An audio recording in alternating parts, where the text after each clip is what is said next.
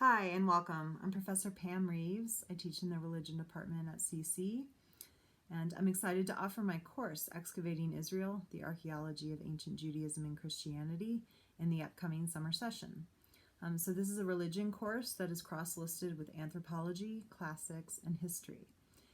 So in this brief video, I thought it would be useful to highlight what I think are the top 10 reasons why you should consider this course for your summer experience. So number 10, you will learn archaeology.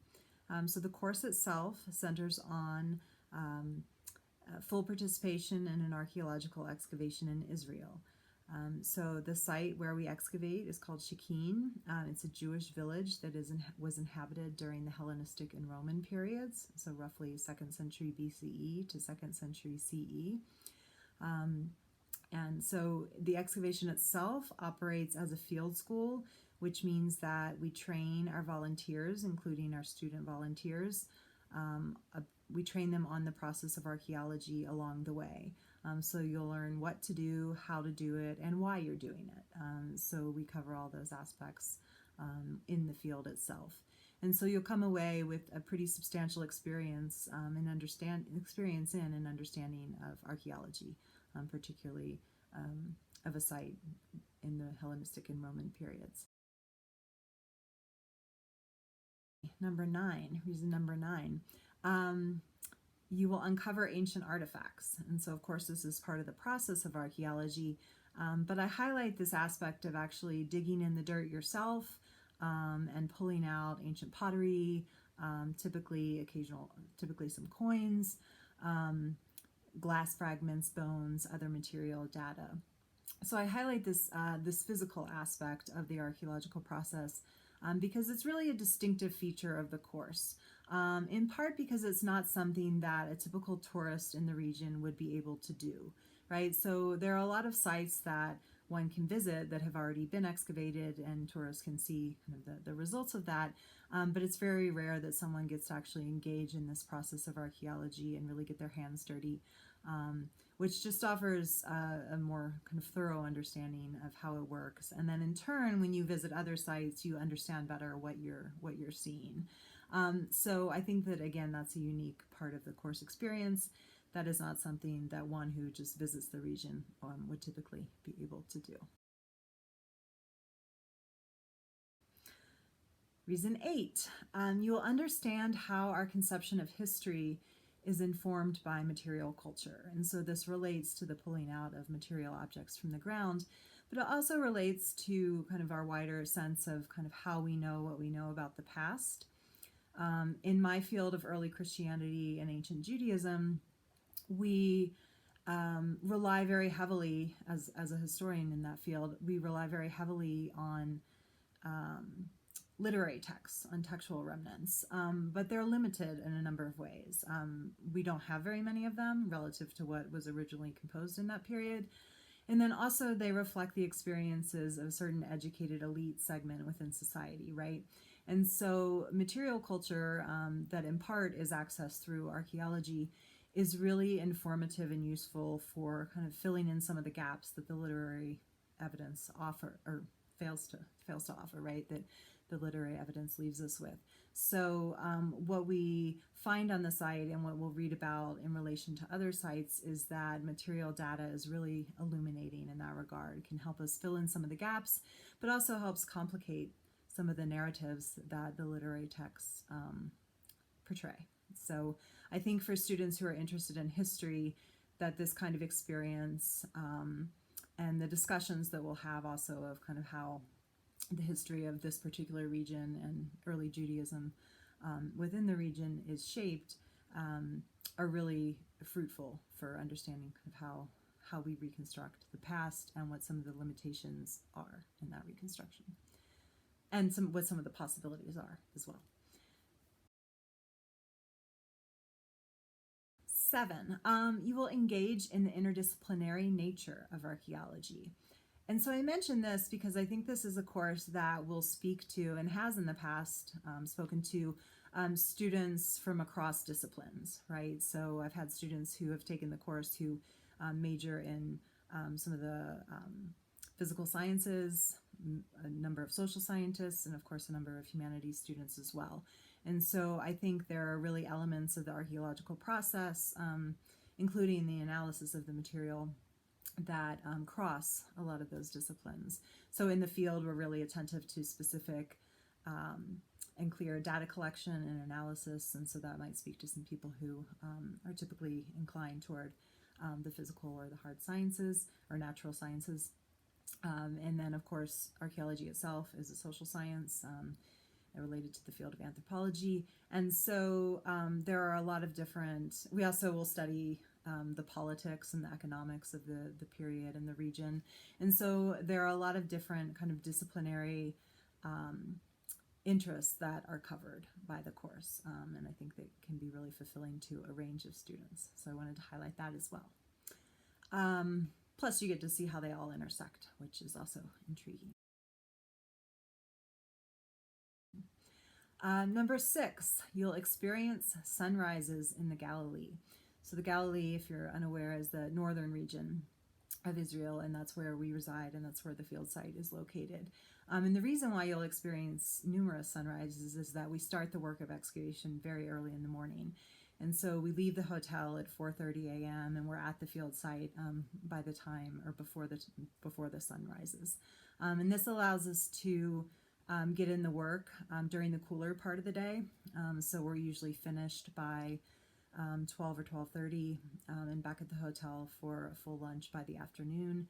And so this also gives you a lot of time in the afternoon and early evening to do the kind of to do some independent things in the city of Nazareth, which is where we'll live, and also to do some of your other related coursework, some readings. We also have evening lectures on most weeknights. And so it's a rigorous day, but also a rewarding one. And most people really find kind of the physical labor at times of archaeology to be a very rewarding experience. So, but you should know what you're in for. Number 5, we'll tour other ancient sites in the region. So in addition to our own field site, we'll visit a number of other archaeological sites that help us better understand our own and also kind of more fully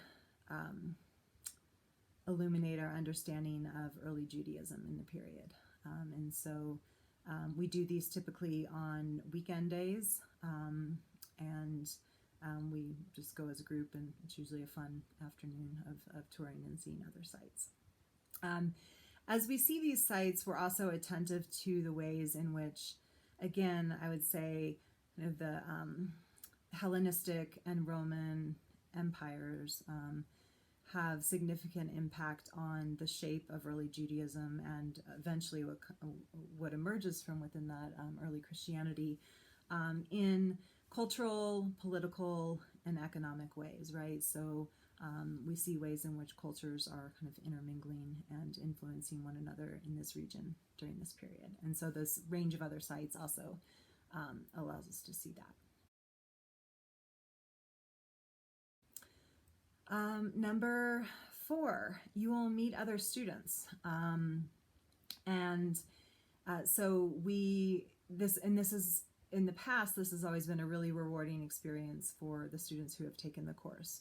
So our time in Israel is spent as part of a larger group. So the CC group kind of merges with the fuller excavation crew from the start of our time there, really all the way until the end. And so usually the group is anywhere from around 30 to 40 people, sometimes more, sometimes less.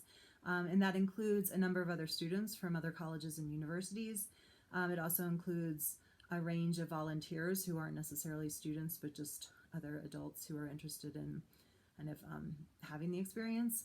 And some of them are ones who return year after year, so they're well in tune with the practice of archaeology and other people on the dig.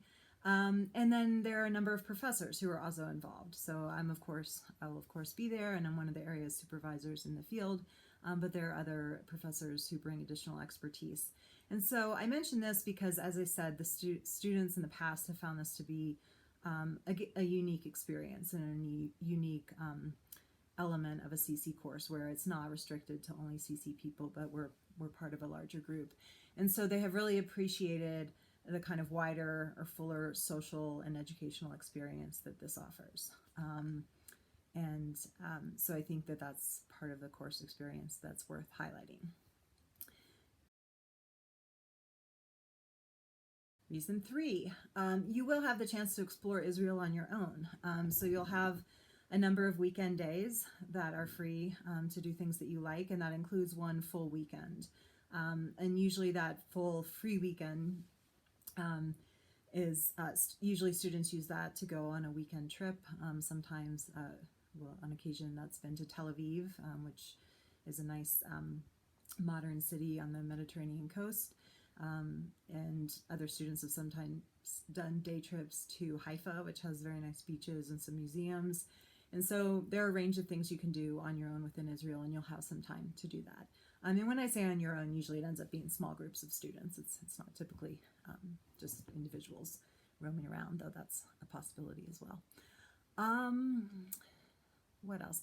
Exploring Israel on your own also involves exploring the city of Nazareth, which is where we will reside for the duration of the dig, of the excavation. And Nazareth is a really lovely and unique city within Israel. The people are really nice. It's a very warm, welcoming city. It's also unique in the context of Israel in that it's predominantly Muslim.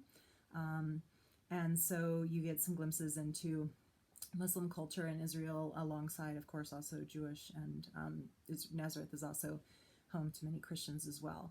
So it's a nice, diverse city that is distinctive in a number of ways. And it's the people there are just really warm and welcoming, and it's a lovely, lovely place to be. Number 2, getting down to number 1. You'll get to spend some leisure time on Israeli beaches, and a variety of them. So as part of our weekend excursions, we often stop at a number of beaches for some break time, some downtime, so you have the chance to swim if you like. This involves swimming in the Mediterranean, and usually we do that during a day trip to the town of Caesarea, which includes a lot of ancient Roman ruins. So there you have a chance to swim in the Mediterranean. We also have a stop at the Sea of Galilee, which is actually a very large lake, Lake Kinneret, in Israel. And then finally, the option to swim or probably more accurately float on the Dead Sea. So we have a day trip as part of our final weekend that involves exploring the Dead Sea region, including the site of Masada, which you may be familiar with.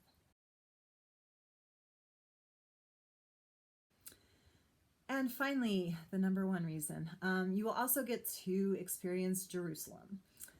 So after the excavation is wrapped up, we spend a little bit of time kind of finalizing things in Nazareth, and then we spend a final week. We all move to Jerusalem together and spend the final 3 or 4 days, typically, in the city of Jerusalem before our departure back home. In Jerusalem, as some of you may know, or as you might imagine, is a really intriguing and beautiful city for a number of reasons, right? And one of the things it offers is you will be able to kind of experience and witness Christianity, Judaism, and Islam, both in a historical sense, right? You will see sites that relate to the history of all 3 of those traditions, but also in contemporary practice, right? You'll see these religions being lived, so to speak, in Jerusalem. And of course elsewhere in Israel, but there's something particular about the kind of landscape, including some of the architectural features and important religious sites in Jerusalem that make it particularly fervent there, maybe. I don't know if that's the right word, but so, but it's a great city, and there's a lot to explore there, and it's always a nice kind of celebration at the end of the excavation for all of us to shift there and enjoy our time in the city. So, those are the many reasons why I think this is a wonderful course for many different kinds of students to take. And I would be happy to speak with you more about it. So please feel free to reach out to me, and we can talk via email, or we can talk by Zoom, or hopefully in the spring there will be a chance for us to perhaps speak in person. So I'm happy to share additional materials.